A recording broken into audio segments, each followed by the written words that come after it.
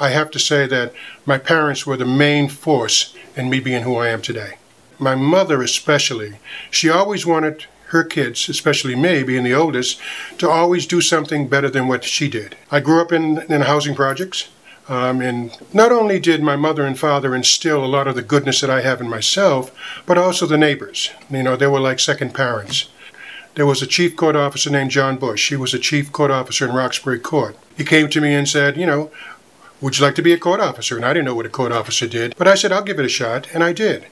And from that day, back in December of 1972 to the present, I owe what I am today, as far as the court system is concerned, to John Bush. Once I got out of the Air Force, you know, and I started working in the trial court, another good friend of mine that I grew up with, you know, his name was Fred Best.